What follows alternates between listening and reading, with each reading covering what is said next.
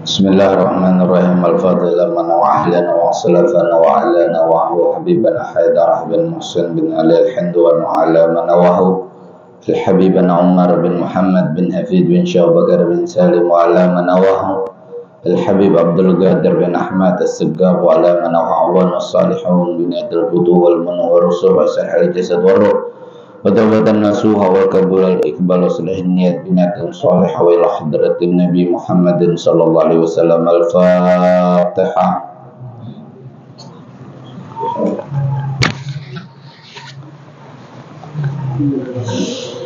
Bismillahirrahmanirrahim. Assalamualaikum warahmatullahi wabarakatuh. Alhamdulillah Rabbil Alamin Wabihi nasta'inu ala umurid dunya waddin Wassalatu wassalam ala Sayyidina Rasulillah Sayyidina Muhammad ibn Abdullah Wa ala alihi wa sahbihi wa man wala Subhanaka la ilma lana illa ma'allamtana innaka antal alimul hakim Wala hawla wala quwata illa billahil aliyil azim Rabbi syrah li sadri wa yassir li amri wa hlul 'uqdatam min lisani yafqahu qawli Alhamdulillah puji dan syukur kehadirat Allah Subhanahu wa taala kembali malam hari ini di majlis ini Allah kumpulkan kita semua dalam keadaan sehat, dalam keadaan afiat, diberi kesempatan untuk meraih rahmat serta berkat melalui majlis perkumpulan ini.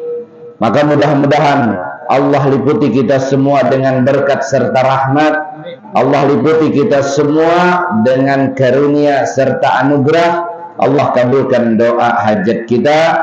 Allah ampuni segala dosa kesalahan kita. Allah ampuni dosa kesalahan ibu dan bapak kita. Allah karunia kita keturunan yang soleh dan solehah. Dan mudah-mudahan Allah kumpulkan kita semua di dalam surga bersama Nabi kita Muhammad sallallahu alaihi wasallam. Tidak lupa pula kita berselawat serta salam kepada junjungan kita, Nabi kita Muhammad sallallahu alaihi wasallam beserta keluarganya, sahabat-sahabatnya sekalian. Hadirin hadirat yang dirahmati oleh Allah, yang sama-sama kita muliakan serta hormati para alim ulama, guru-guru agama, para tokoh masyarakat, para sesepuh masyarakat, Bapak Kepala Desa kita, Bapak Joko Wiono, begitu pula sahibul bait kita, pejuang majelis kita, Bapak Zainuddin beserta seluruh keluarga besar beliau, dan terutama hadirin hadirat yang mudah-mudahan selalu istiqomah, yang mudah-mudahan Allah anugerahi istiqomah, yang Allah anugerahi dengan paling mulianya karamah, yaitu istiqamah. Amin ya rabbal alamin. Nawaina ta'allum wa ta'lim wa tadhakkur wa tadhkir wa naf'a wal intifa' wal ibadah wal istifadah wal hassa 'ala tamassuki bi kitabillah wa sunnati rasulih wa du'a ila al huda wa dalalata 'ala al khair ibtigha' wajhillah wa mardatihi wa qurbihi wa thawabihi subhanahu wa ta'ala. Qala sayyidul musannif rahimahullahu ta'ala wa nafa'ana bihi wa bi'ulumihi bid-dharain amin radhiyallahu anna wa ankum ajma'in. Melanjutkan daripada pembahasan yang telah lewat, yaitu berbicara tentang apa-apa yang diharamkan bagi orang yang sedang berhadas, baik itu kecil maupun besar, bagi orang yang sedang haid serta nifas. Ma yahrumu 'alal muhdithi hadasan asghar. Diharamkan bagi orang yang sedang berhadas kecil atau dalam keadaan tidak berwudu. Apa-apa yang diharamkan bagi orang yang berhadas kecil, yaitu yang pertama as-sholah, haram hukumnya, diharamkan bagi orang yang tidak berwudu sholat. Jadi pian kita kalau dalam keadaan tidak wudu, maka haram hukumnya sholat. Makanya kalau pian di tengah-tengah sholat batal wudunya, jangan dilanjutkan. Nah, walaupun malu misalkan, gimana ceritanya malu lah? Kekenyangan. Kan waktu Ramadan sering kayak gitulah, sering. Semua makanan dimakan. Akhirnya apa? Perut isinya makanan semua, angin kejepit. Waktu sujud, lepaslah itu angin. Nah, keras lagi bunyinya. Sampai imam di depan mendengar. Wah, ini siapa yang kentut ya lah? Wah, ini kalau saya berhenti sholat ini, satu masjid tahu saya yang kentut. Akhirnya diteruskan itu sholat. Bagaimana? Haram hukumnya. Kira-kira pian mau malu atau mau mengerja haram? Lah, lebih baik malu. Kan itu tabiat sudah. Kan normal. Lah, angin kalau dari dalam perut keluar lewat bawah itu normal. Nah, kalau lewat samping, nah ini tidak normal lah. Memang ada lubangnya di sana, tidak masalah lah. Jadi kalau kita melakukan hal yang demikian, sholat dalam keadaan wudu kita batal, dalam keadaan kita tidak berwudu, maka hukumnya haram. Jadi kalau di tengah-tengah sholat batal, maka jangan diteruskan, berhenti. Nah, kenapa? Haram hukumnya bagi orang yang sholat dalam keadaan tidak berwudu. Nah, ini yang pertama. Yang kedua, at-tawaf. Tawaf itu seperti sholat. Jadi kalau sholat harus suci dari hadas besar, hadas kecil, maka tawaf pun seperti itu pula. Kalau sholat harus bersih dari najis di pakaian, di tempat, di badan, maka tawaf seperti itu pula. Yang membedakan antara sholat dan tawaf, kalau sholat dia tidak boleh gerak-gerak. Tapi kalau tawaf baru boleh. Nah, jadi tawaf itu posisinya seperti sholat, kecuali dia sambil gerak, sambil minum boleh. Nah, lah, itu tawaf. Tapi kalau sholat tidak boleh. Maka kalau seseorang di tengah-tengah sholat, di tengah-tengah tawaf batal, maka haram dia melanjutkan tawaf tersebut. Haram dia melanjutkan sholat tersebut. Jadi bagaimana? Tawaf itu disyaratkan lah. Jadi tawaf itu ada beberapa macam. Ada tawaf gudum namanya. Tawaf gudum itu adalah tawaf orang yang datang ke kota Makkah, ke tanah haram Makkah, dengan tidak berniat ihram haji atau umrah. Maka dia disunnahkan untuk tawaf gudum. Apa tawaf gudum? Tawaf ucapan selamat datang berada di kota Makkah. Lalu ada lagi tawaf ifadah, tawaf wajib namanya. Bagi siapa? Bagi orang yang umrah, bagi orang yang haji. Ada tawaf ifadah. Lalu ada lagi tawaf wada. Ini kalau orang haji, tawaf wada ini hukumnya wajib. Kenapa? Karena ketika dia selesai haji, maka dia harus keluar dari kota Makkah, mau pulang ke kampung halaman, ada namanya tawaf wada, tawaf perpisahan. Ada lagi tawaf tatawu, selain daripada itu banyak tawaf-tawaf lah. Nah, maka apabila tawafnya apapun itu, mau sunnah, mau wajib, mau itu adalah bagian dari haji ataupun umrah, maka wajib dalam keadaan suci daripada hadas kecil, dalam keadaan berwudu. Ini nanti panjang lebar penjelasannya. Yang ketiga, diharamkan bagi seseorang yang sedang berhadas kecil, wa masul mushaf wa hamluhu, memegang Al-Quran dan membawanya. Jadi pian kalau dalam keadaan tidak berwudu, haram hukumnya memegang Al-Quran.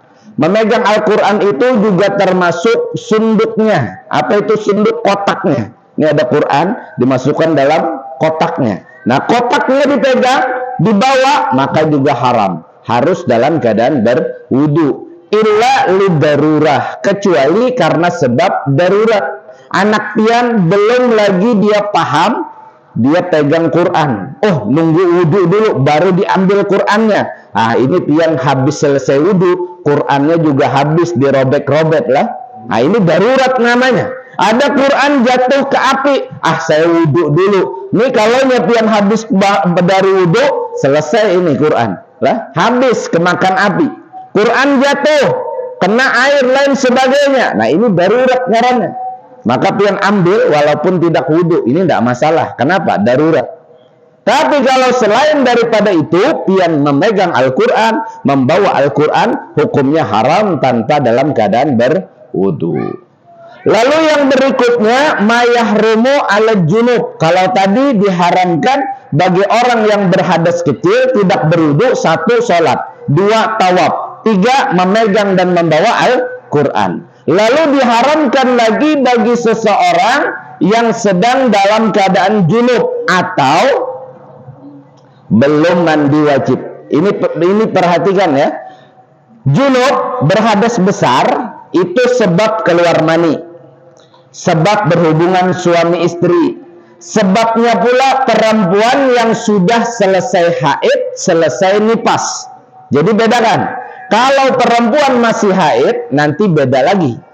Kalau ini sudah selesai haid tapi belum mandi, sudah selesai haid tapi belum mandi, namanya sedang berhadas besar. Jadi keluar mani, berhubungan suami istri, atau perempuan yang selesai haid ataupun nifas. Apa saja yang diharamkan bagi mereka, orang yang junub tadi atau berhadas besar tadi? Yang pertama sholat, sama seperti yang berhadas kecil. Yang kedua tawaf, sama. Makanya perempuan kalau mau berangkat umrah, berangkat haji, bolehkah meminum penghalang haid? Kenapa? Haji susah, umrah mahal.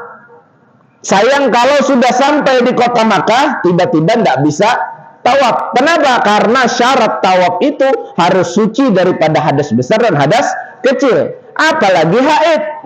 Maka bolehkah perempuan minum hubub pil-pilan sehingganya haidnya tidak datang? Selama lidarurah, kepentingan ibadah, boleh. Selama kepentingan ibadah yang sulit lah.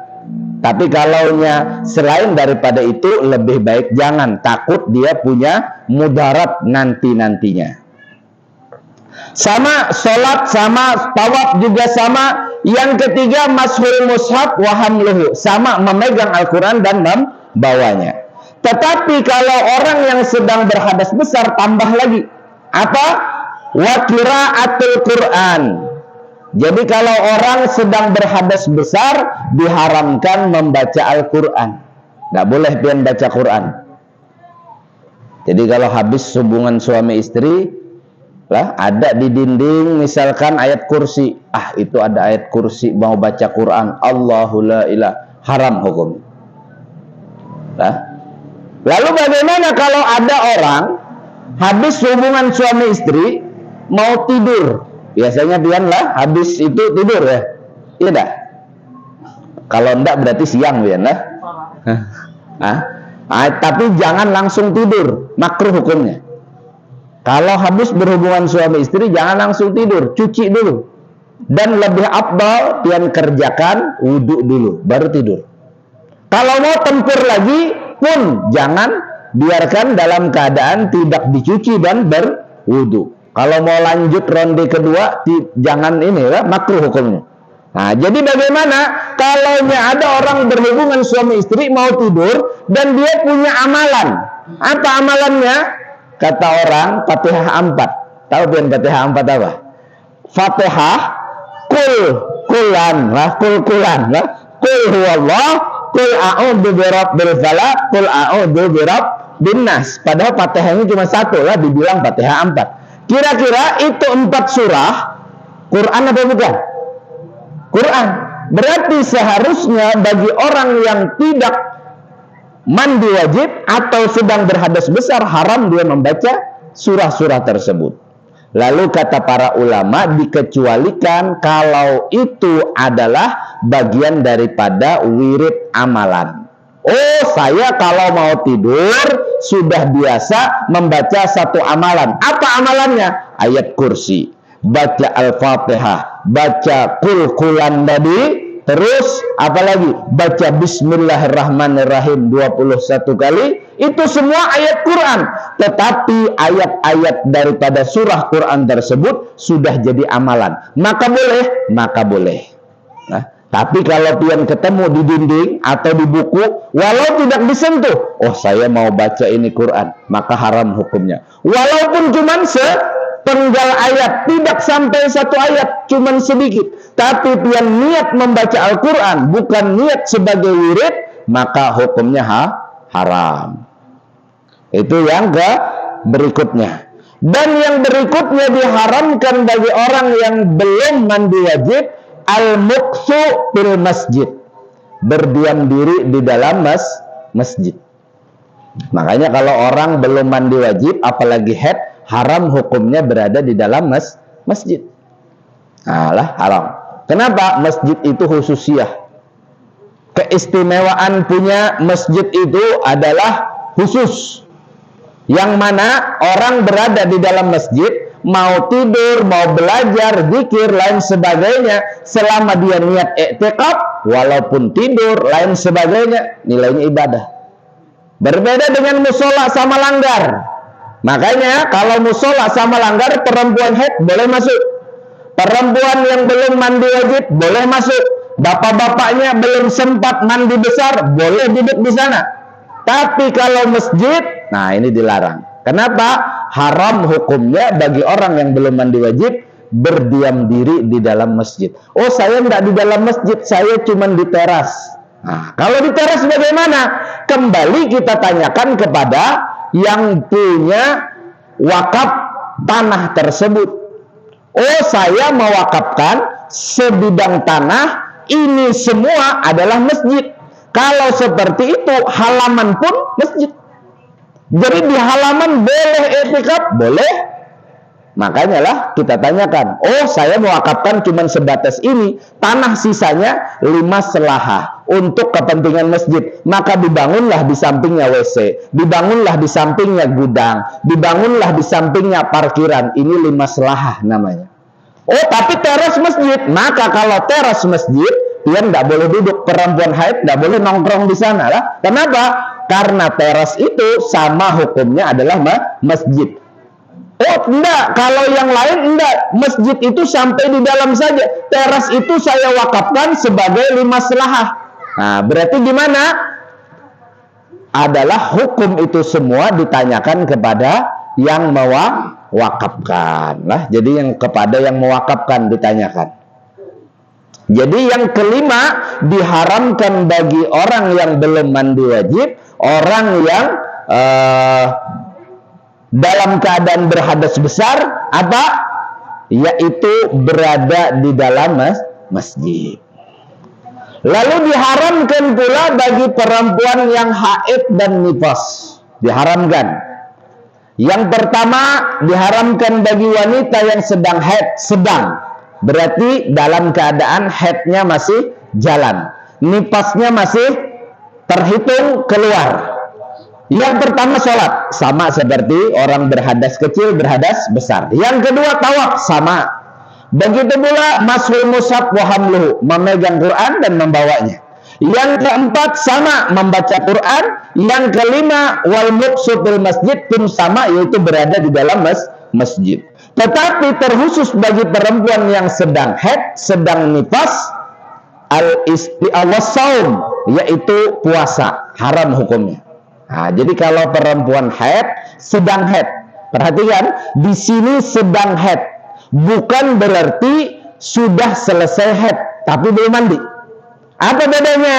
Bedanya, kalau pian sedang haid, maka haram puasa perempuan. Tapi kalau misalkan pian selesai haid, tapi belum mandi, boleh puasa, boleh puasa.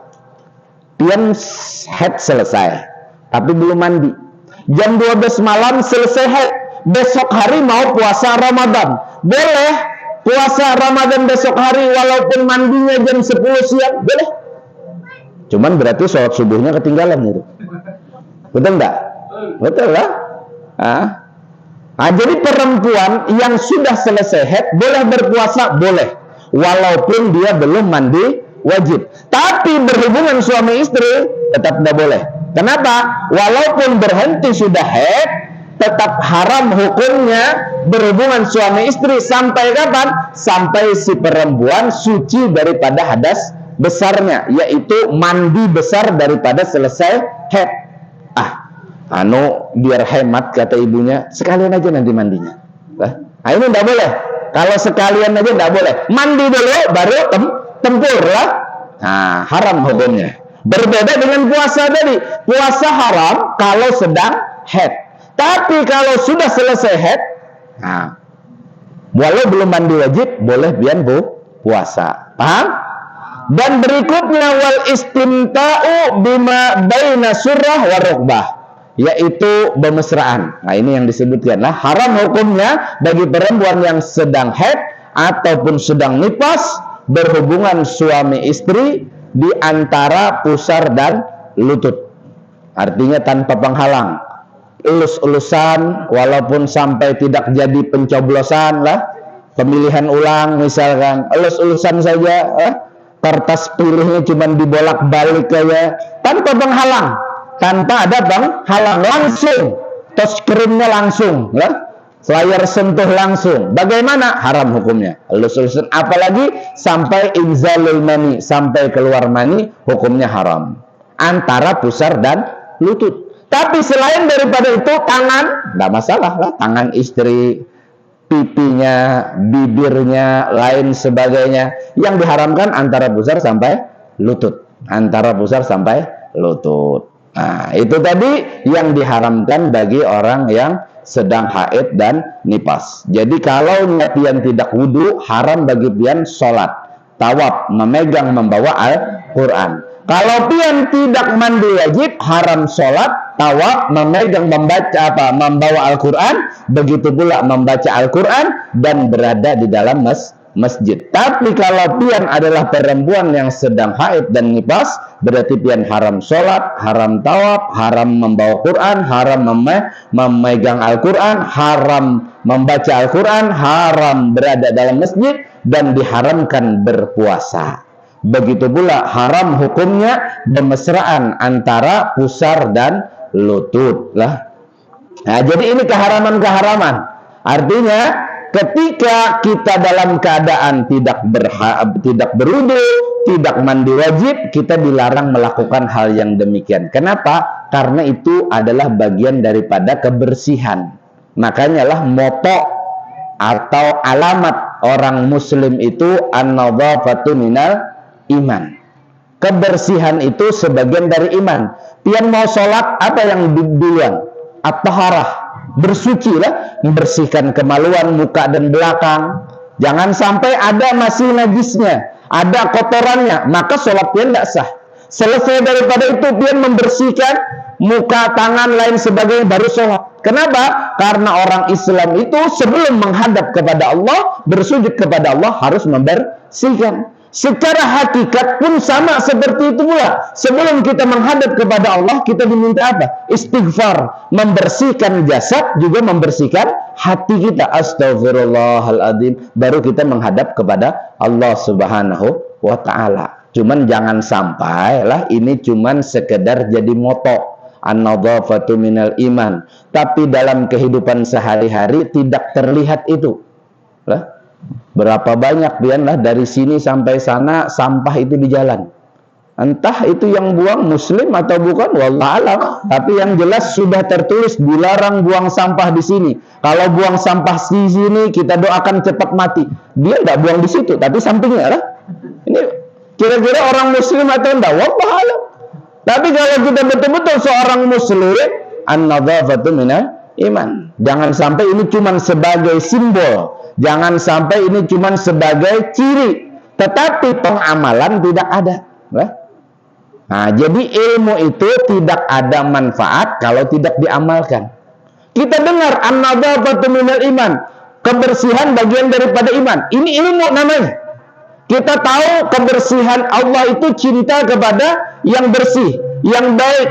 Makanya lah ketika pian mau masuk WC, apa doanya? Bismillah, a'udzubillah minar rijsin najis al-khabisil muhbis minasyaitonir rajim. Atau Allahumma inni a'udzubika minal khubusi wal khaba'is.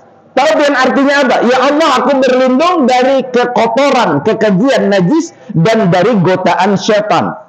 Maksudnya apa? Syaitan, iblis itu senang di tempat yang kotor. Jadi kalau pian lah disuruh buang sampah di tempatnya, lalu buang sampah di pinggir jalan, itu seakan-akan kita senang yang kotor. Berarti kita bukan termasuk daripada Allah itu cinta kepada yang baik, Allah itu maha indah dan mencintai yang indah-indah. Bukan seperti itu loh. Berarti kita lebih condong kepada yang disukai iblis. Makanya jangan heran orang yang lama-lama di WC, nah ini bisa jadi kawannya iblis lah. Dari mana tahu lama? 3 batang baru keluar. 3 batang rokok baru keluar lah. Nah, makanya kalau mau masuk WC disuruh doa. Kenapa? Karena di tempat itu lah iblis senang. Kenapa iblis senang? Setan senang kotor. Sebersih-bersihnya WC kotor lah. Kenapa? Tempat buang kotoran.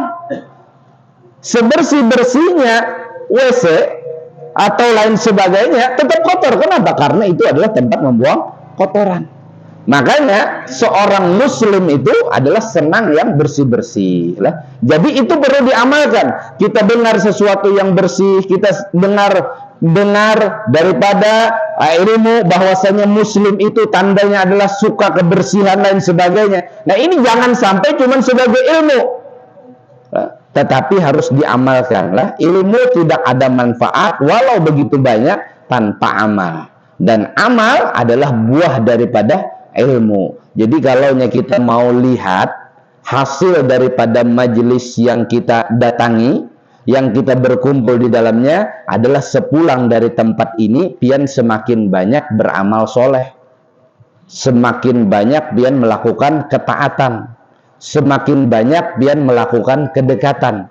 Itu tandanya pian sudah termasuk daripada hadis terkecualikan dari hadis Nabi yang mengatakan man isdadda ilman lam yasdad hudan lam yasdad minallah illa bu'dan. Berapa banyak orang yang bertambah ilmu namun tidak bertambah hidayah. Kira-kira kalaunya kita bertanya saat ini orang berilmu berapa banyak? Banyak. Dari mana tahu? Dari banyaknya sekolahan, dari banyaknya tempat-tempat belajar. Kita tidak usah jauh-jauh lihat pemimpin-pemimpin kita itu semua orang berilmu. Tetapi semakin banyak orang yang berilmu sekarang, makin banyak juga yang menyelewengkan ilmu, yang khianat, yang korupsi, yang tidak amanah. Yang mana mereka itu semuanya adalah orang berilmu. Berarti ilmu tidak menjadikan seseorang mulia, tidak. Tetapi ilmu yang diamalkan. Tapi jangan kebalik juga, saya amal saja tanpa ilmu. Ini keliru juga. Apa yang mau diamalkan kalau tidak ada ilmunya? Orang beradab dikatakan dia beradab karena dia telah mengamalkan ilmu adab. Jadi kalau kita belajar setumpuk kitab ilmu adab, tapi tidak pernah diamalkan, maka kita dikatakan orang yang beradab. Tetapi walau kita belajar sedikit adab, walaupun cuman belajarnya di pasar. Dari mana tahu di pasar? Dia sering ke pasar, ketemu sama orang, oh begini cara beradab. Cuman melihat dan mendengar, tapi dia amalkan, maka itu orang beradab namanya. Jadi bukan berarti yang banyak ilmu itu adalah orang paling mulia. Kita memilih begini begitu, tetapi yang diamalkan. Maka dari itulah daripada kemuliaan hadir di majelis, man isdada ilman lam yasdad hudan lam yasdad minallah illa bu'dan. Berapa banyak orang yang bertambah ilmu namun dia tidak bertambah hidayah, amalan. Maka dia tidak bertambah dekat kepada Allah, melainkan tambah jauh. Jadi hati-hati, jangan sampai kita tertipu. Yang penting hadir majelis, lalu tidak ada keinginan di dalamnya untuk mengamalkan. Nah, jadi kita amalkan pelan-pelan, wallahu a'lam. Jadi mudah-mudahan Allah Subhanahu wa ta'ala memberikan kita semua ilmu dan memberikan kita taufik kekuatan untuk mengamalkan ilmu. Amin ya rabbal alamin. Sampai di sini mungkin ada yang mau ditanyakan? Silakan. Ini yang kita ini sering undangan baca Yasin, tahlilan juga. Pas di tengah-tengah baca Yasin kita terus kita taruh Yasinnya atau kita gimana itu? Ini bagus pertanyaannya. Yasin kira-kira bagian dari surah Quran apa bukan? Bagian lah. Maka Yasin yang ditulis dalam satu buku Yasin, apakah itu dikatakan Al-Quran atau tidak? Kalau ulun punya selembar kertas misalkan, ulun ambil pena, ulun tulis, ulun punya niat menulis ayat Quran, Yasin wal Quranil Hakim innaka laminal mursalin, sampai penuh kertas itu, cuman satu kertas, tulisannya Quran tok. Maka apakah boleh ulun memegang ini dalam keadaan tidak berwudu? Maka tidak boleh, karena ini adalah Quran walau cuman sebagian. Tapi berbeda dengan surah Yasin. Nah, kalau di situ ayat Qur'annya lebih banyak daripada yang lain daripada ayat Qur'an, maka orang yang tidak berwudu tidak disarankan memegang Al-Quran. Tapi kalau di surah Yasin tersebut, di buku Yasin tersebut, Yasinnya ada, Waqiah ada, Tabarak ada, dan yang lainnya juga banyak. Tulisan-tulisan yang lainnya juga banyak. Bagaimana? Kalau lebih banyak dari yang lainnya, maka dikatakan itu bukan Al-Quran. Maka pian boleh memegang Al-Quran? Boleh. Boleh membawa itu tadi? Boleh. Tapi kalau pian dalam keadaan belum mandi wajib, pian pegang lalu pian niat membaca Al-Quran, maka ini yang haram. Jadi perempuan haid niat membaca Yasin wal Quranil Hakim bagaimana? Maka haram. Tapi berbeda kasusnya kalau nyapian Yasin tersebut sudah jadi amalan. Mau tidur Yasin yang dibaca dulu, Yasin wal Quranil Hakim. Bagaimana? Maka tidak ada masalah. Kenapa? Itu bagian dari amalan. Tapi kalau ditulis tadi, walau cuma selembar saja, tidak ada yang lain, cuma selembar itu dipegang, maka tidak boleh. Jadi kalau itu lebih banyak tulisan yang lainnya, pian pegang saja terus, baca saja terus lanjutkan. Tapi kalau pian yakin, Qur'annya di sana jauh lebih banyak daripada ininya, maka pian letakkan.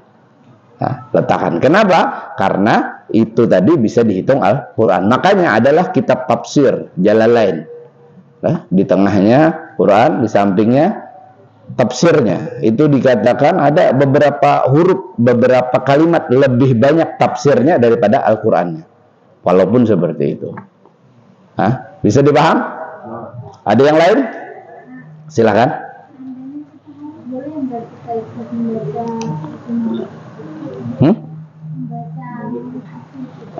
Membaca Maulid Habsyi. Satu Maulid Habsyi Al-Quran apa bukan? Bukan. Tetapi cerita Nabi Muhammad SAW. Yang kedua, Maulid Habsyi juga bukan, adalah Al-Quran. Sedangkan yang dilarang bagi orang yang sedang haid nifas itu adalah membaca Al-Quran, memegang Al-Quran, membawa Al-Quran. Salawat Al-Quran apa bukan? Bukan. Maka kalau orang haid boleh memperbanyak salawat, boleh. Makalah dianjurkan, karena salah satu perisai bagi perempuan haid adalah banyak memperbanyak salawat. Jadi nggak masalah baca maulid, kecuali di maulid tadi ada Al-Quran lagi lah. Jadi biar lihat aja, nggak ada Al-Quran, boleh memegang, boleh biar baca lain sebagainya. Ada yang lain? Silakan. Waalaikumsalam.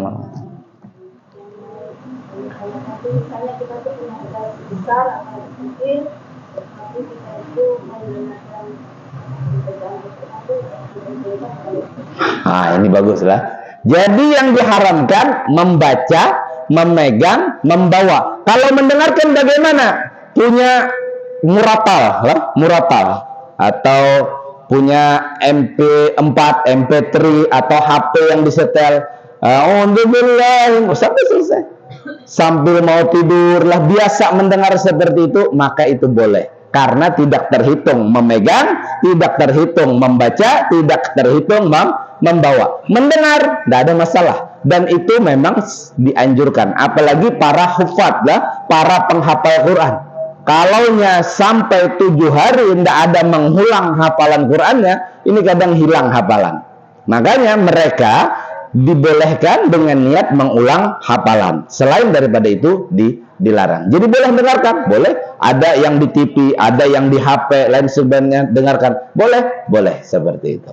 Yang tidak boleh membaca, memegang, membawa. Habis? Ada lagi? Kulit.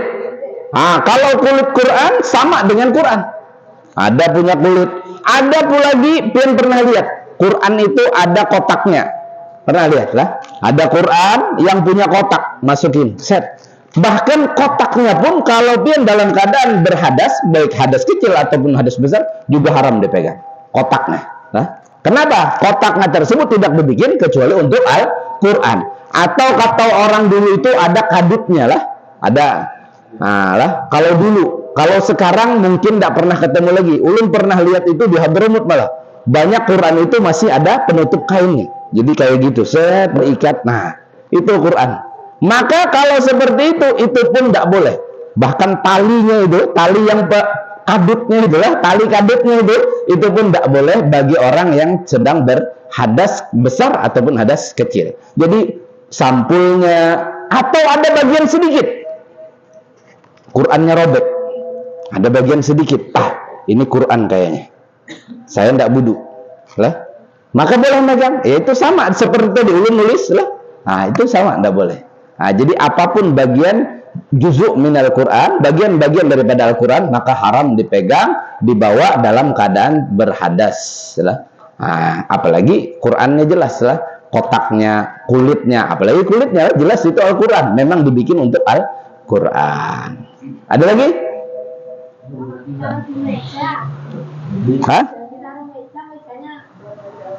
Mejanya? Sama mejanya begitu juga. Angkat sak meja-mejanya. Kepegang, kalaunya kepegang, tidak sengaja, darurat, itu tidak ada masalah, tidak apa-apa. Atau megang apa ini? Itu yang tajam itu apa namanya? Ya itulah tuding. Tudingnya itulah. Kalau tudingnya tidak masalah. Biar pegang, masukin kantong, tidak masalah. Apa orang Banjar bilang petunjuknya lah. Itu tidak masalah. Tapi kalau mejanya tidak boleh. Kalau kepegang ya tidak masalah. Habis? Orang khusus yang perempuan yang haid, misalkan dia kan masuk ke bule. Cuma kalau misalkan di dalam masjid tanpa ada yang lain, hanya melewati masjid itu, misalnya ada barang di sebelahnya, harusnya melewati masjid apa? Murur namanya, murur. Bagaimana hukum orang yang berhadas? Orang yang berhadas besar selain haid, murur lewat di dalam masjid, boleh. Lewat tidak berhenti. Ingat, lewat tidak berhenti. Ini pintu sebelah kanan, ini pintu sebelah kiri. Orang ini lurus, jalan sini. Tapi tidak berhenti. Yang dikatakan tadi al-mukus lah, mukus itu berhenti, berdiam. Jadi kalau lewat lewat saja, bagaimana? Boleh. Tapi kalau perempuan haid bagaimana? Kalau lewat dari pintu kiri, keluar pintu kanan, tidak berhenti. In khafat talwisuhu, selama si perempuan tadi tidak takut mengotori masjid. Berbedalah antara perempuan yang haid dan nifas serta orang yang berhadas besar. Kalau hadas besar itu dia sudah bersih tapi belum mandi, maka boleh dia murur lewat. Tapi kalaunya perempuan yang berhaid atau nifas, jika tidak takut mengotori masjid, maka juga boleh. Kenapa? Insya Allah ini tidak tembus karena pakai cam body pit. Nah, misalkan yang ada sayapnya. Misalkan dia sayapnya 4. Ini tebal, tidak bakalan netes. Insya Allah. Bagaimana? Boleh lewat saja dengan catatan tidak berhenti. Berhenti itu bagaimana? Ya pin cat berhenti. Berarti itu adalah orang yang disunahkan tahiyatul masjid. Jadi kalau lewat saja dari pintu sini ke mimbar, ngambil HP ketinggalan tapi tidak berhenti, langsung keluar lagi, belum mandi wajib boleh. Dan bagi perempuan yang sedang haid atau nifas, in khafat talwisuhu, selama dia tidak takut mengotori masjid dengan najis yang dia punya. Kenapa? Dia punya itu tadi, bersayap tadi lah. Nah, silahkan. Mohon maaf Ustaz, kita kan sebagai laki-laki nih gini. Ketika kita itu berjaya kebun itu rumah berdoa di tengah-tengah itu ingat saya belum berdoa. Itu Kebun apa ini maksudnya? ya kebun lah. Apa yang kita laki-laki yang kita lakukan tuh baiknya di mana itu? Cuma berdoa saking asiknya itu. Pian ketika makan, lupa doa. Gimana? Bismillah fi awalihi wa akhirih. Maka kalau di tengah berkuliah Allah belum doa, ya sudah baca doa pian. Apa doanya? A'udzubillahi minasyaitonirrajim. Allahumma jannibna syaitan wajah mar. Oh, masih hafal pian lah. Berarti masih sering lah berkebun lah. Nah, jadi kalau lupa di tengah-tengah ya doa secepatnya. Doa, minta perlindungan dari Allah dan minta apa yang sudah dikerjakan tersebut dijauhkan daripada ikutnya campur tangan syaitan lah. Karena apa namanya? Ya orang lupa tidak ada hukumnya. Maka dia pian ingat, pian baca lagi lah. Habis. Wallahu a'lam. Insyaallah kita lanjutkan pada pertemuan yang akan datang. Sebenarnya ulun mau ngundang pian esok pagi acara akikah anak ulun di rumah. Cuman jauh rumah ulun lah, tidak mungkin datang juga pian.